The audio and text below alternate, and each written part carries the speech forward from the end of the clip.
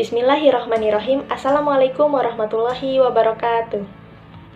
Perkenalkan, nama saya Vina Dwi Utami, NIM 1912161, jurusan Pendidikan Agama Islam kelas 4B, Fakultas Tarbiyah dan Keguruan dari Universitas Islam Negeri Sultan Maulana Hasanuddin Banten. Video saya ini dibuat untuk memenuhi tugas mata kuliah Administrasi Pendidikan dengan dosen pengampu Ibu Helna Nelis MPD. Judul materi dari video saya ini yaitu tentang administrasi hubungan kerja sama sekolah dengan masyarakat. Bisa dilihat di samping saya ini. Kita masuk ke pembahasan yang pertama, yaitu tentang pengertian administrasi hubungan kerja sama sekolah dengan masyarakat. Dalam Undang-Undang Republik Indonesia Nomor 20 Tahun 2003 pada bab 1 Pasal 1 ayat 23 dan 27 ditetapkan bahwa masyarakat adalah salah satu sumber daya pendidikan yang dipergunakan dalam penyelenggaraan pendidikan. Masyarakat adalah kelompok warga negara Indonesia non-pemerintah yang mempunyai perhatian dan peranan dalam bidang pendidikan.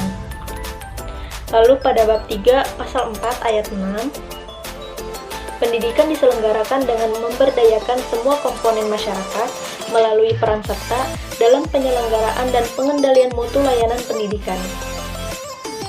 Slamet Mulyadi dalam bukunya Manajemen Humas dan Public Opinion Building berpendapat bahwa hubungan dengan masyarakat berarti komunikasi sekolah dengan masyarakat, yaitu mengkomunikasikan masalah-masalah pendidikan baik yang bersumber dari sekolah maupun yang bersumber dari masyarakat. Lalu ia mengambil kutipan dari Sutopo dan Sumanto dalam bukunya Manajemen Pendidikan yang mengemukakan bahwa hubungan sekolah dan masyarakat diartikan sebagai suatu proses komunikasi dengan tujuan meningkatkan pengertian warga masyarakat tentang kebutuhan dan praktik pendidikan serta berupaya dalam memperbaiki sekolah. Dan kutipan dari Leslie dalam buku Manajemen Pendidikan dan Implementasinya yang juga berpendapat hubungan sekolah dan masyarakat adalah suatu proses komunikasi antara sekolah dan masyarakat dengan tujuan meningkatkan pengertian anggota masyarakat tentang kebutuhan dari praktik pendidikan serta mendorong minat dan kerjasama para anggota masyarakat dalam rangka usaha memperbaiki sekolah.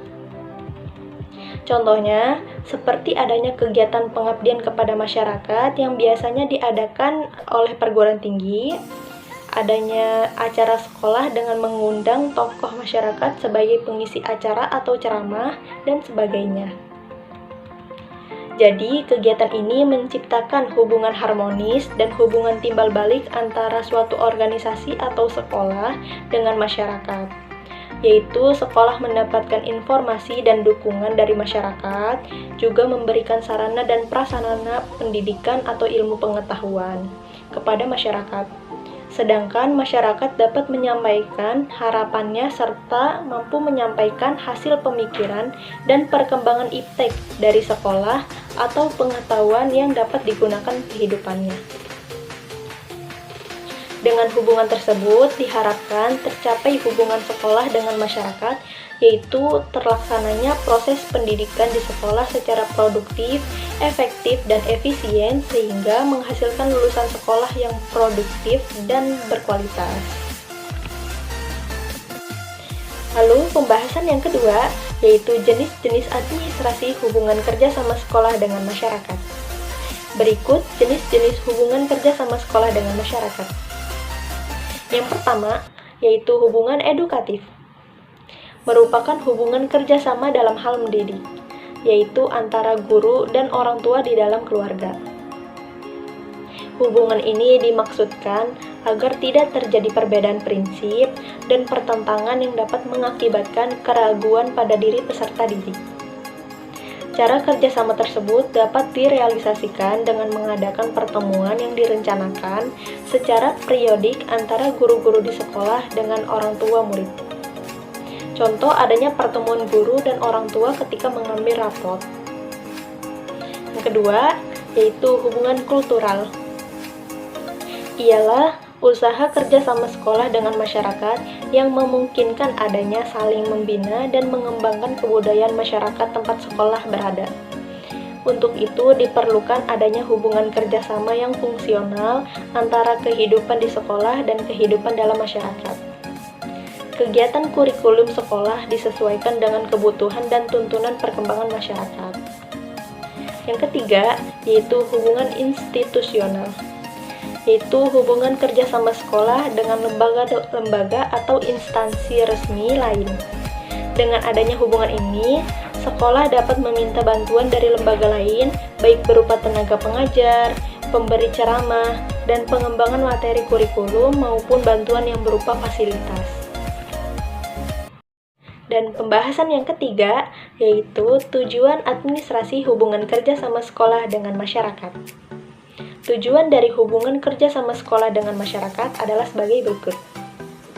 Yang pertama, yaitu meningkatkan pemahaman masyarakat tentang tujuan serta sasaran yang ingin direalisasikan sekolah, yaitu dengan adanya komunikasi secara langsung antara sekolah dengan masyarakat yang memberi pemahaman secara jelas tujuan dari adanya lembaga sekolah yang dapat berdampak positif kepada lingkungan masyarakat sekitar.